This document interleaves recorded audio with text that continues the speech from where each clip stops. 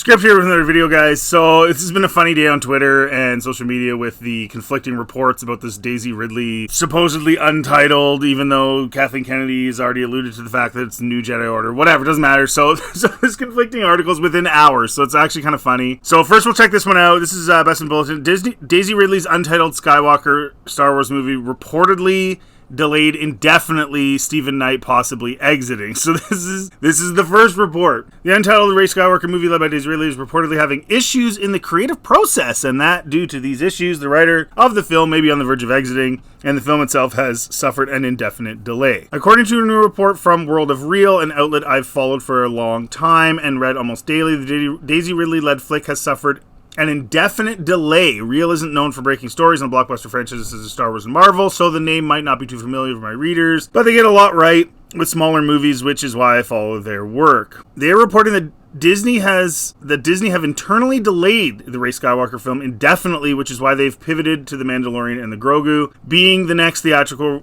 released feature film, and why that flick was announced just last week. Real adds that due to creative issues going on behind the scenes, Disney and Lucasfilm are no longer confident that the Rey film will release in the near future. Now, so this whole idea of they've pivoted to The Mandalorian and Grogu because of problems, I don't think that's why necessarily, but I will say, I mean, none of us are really going to know for sure what's going on. We really aren't. But I believe, still to this day, that the reason The Mandalorian Season 3 was delayed is because the 2 episodes that they shoehorned into the Book of Boba Fett were actually supposed to be in The Mandalorian, not in the Book of Boba Fett. I believe they had shot those first 2 episodes of Mandalorian that featured Luke training Grogu and all that stuff, and Ahsoka, and I believe that what happened is the Book of Boba Fett was so badly received, and people thought it was so terrible that they shoehorned those 2 episodes that had nothing to do with Boba Fett into the Book of Boba Fett, and then that forced a delay because then they had to make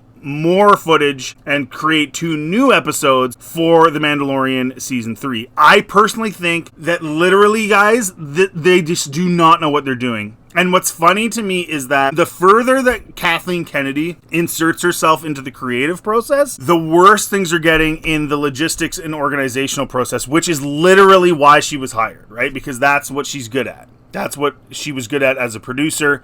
She has zero creative bones in her body, but she's very good at the logistics, and it's funny to me that the more she's inserting herself and her ideas and her ideology into the creative, the more disorganized things are getting, and it's been going on for a long time now. Okay, so the problems plaguing the Daisy Ridley-led film stem from creative issues, according to World of Real. Lucasfilm and the film's current writer, Stephen Knight, are butting heads. This is not the first time. We've heard of rumors of Jon Favreau butting heads. We've certainly seen other directors butt heads. We've seen films get thrown out because Kathleen Kennedy is running the creative process. I know it's Filoni, but it's really Kathleen Kennedy. Filoni is doing everything Kathleen Kennedy wants. He has since the beginning. Knight has reportedly submitted a draft, and Lucasfilm did not like what was turned in, giving Knight so many notes that he would essentially have to start from scratch on a new draft. The outlet goes on to say that Stephen Knight's frustration with the studio has continued to grow and is seemingly at a boiling point, as the writer may not be staying on board with the Rey film. World of Real adds that Knight has put Star Wars on the back burner, and he's focusing his efforts on completing the script for Peaky Blinders movie, which is due, blah, blah, blah.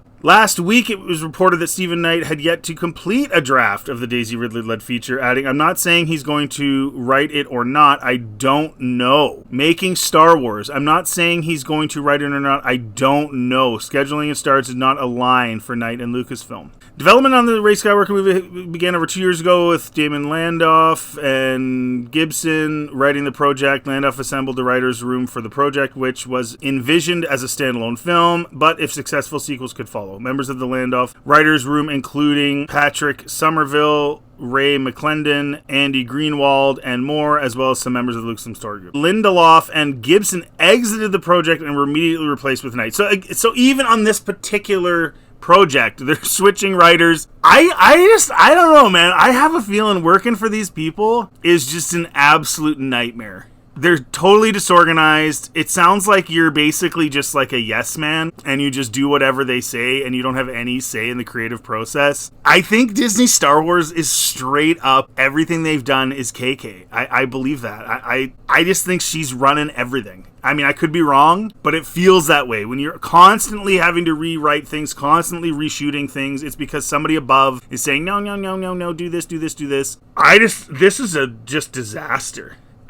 So apparently that portions of that report are incorrect. Obviously the end part with the original writers leaving and Stephen Knight taking over, that's all very much the truth. So this comes out, and then later on today, then this comes out. So this is opposing now this idea that there's indefinite delays. It's not being delayed. Stephen Knight is still on board. Yesterday, a report from World of Real claimed that the untitled Daisy Ridley-led Star Wars movie set to be directed by Shinoy has suffered a delay due to creative issues between Lucasfilm and the film's writer, Stephen Knight. Now, a day later, another reputable outlet is denying the Real report. Jermaine Lesieur of Gizmodo is responding to the World of Real report that set social media buzz in the past 24 hours, which I covered earlier today in the Gizmodo article. Lesieur shares that after speaking with a source close to Lucasfilm that the World of Real report is inaccurate, denying that the film has suffered. But see, again, speaking to a source close to Lucasfilm, they will say anything. They'll say anything. Think of how many movies and shows Kathleen Kennedy has announced and then they've had to cancel. And some of them have been canceled, like the Rogue Squadron was canceled as far as I recall because there was creative issues and she didn't like the direction that the writer was taking it. So this is all this wouldn't be happening in a functioning proper company. You wouldn't be hearing about this constant crap. Okay, so whatever. Let's say it is a false report, but let's look at it this way. Okay, so you've got, first of all, they announced the movie. Then they announced the script still isn't done.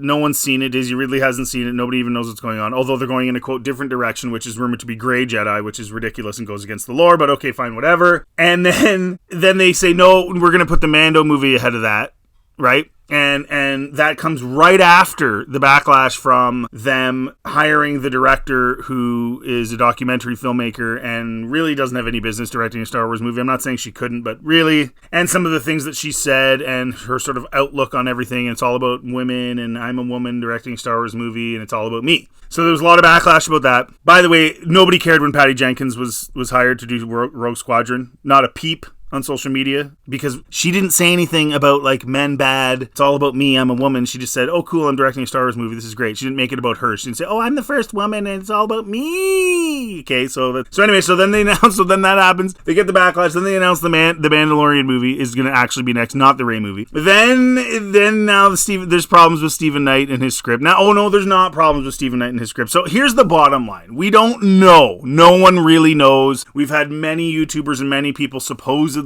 talk about rumors and then they end up being false. It's happened so many times. Yes, there has been some truth things as well. There has been some good stuff that's come out as well. Don't get me wrong. But the bottom line is no one really knows. We don't know.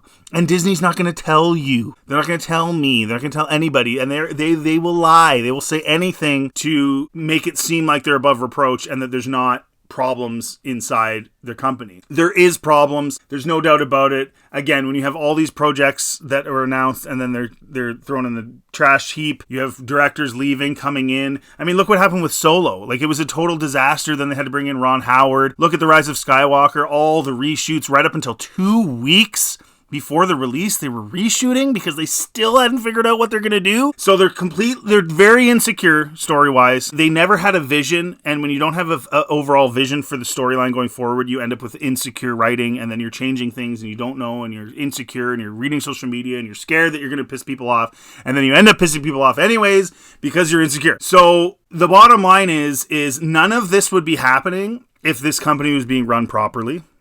None of these leaks or issues or this is happening, this isn't happening, all this media crap would be happening if things were being done properly. I think Kathleen Kennedy is way out of her zone right now. I think she has no idea what she's doing. The fact that she even has a job still blows my mind. And of course does lend credence to the idea that she knows where the bodies are buried and we know how disgusting Hollywood is and she knows a whole bunch of dirt on these guys, but because it doesn't make sense. You have every time they announce a project, there's problems. How many of these projects have actually gone smoothly, right? There's always issues. There's always problems. They don't have any organization, which used to be her strong suit. It's a total mess. They never had a vision for where they were going to go. Then they make Ahsoka and they throw in all these characters. Oh, we're going to bring Thrawn back to try to titillate. They try to titillate the audience because they have no vision. They don't know what direction they really want to go, and they're just literally making it up hour by hour, minute by minute. So, do I think Stephen Knight is walking? I think it's totally possible. I mean, if I was him, I'd be super frustrated, right? If I handed in a script and then I received my script back and half of it was crossed out and I'm having to redo everything, even though you chose me to do this, I'd be a little irritated. But then at the same time, he chose to join the group after the other two writers already walked. Why did they walk? We don't know for sure, but I'm guessing it's probably because it's a toxic environment to work in.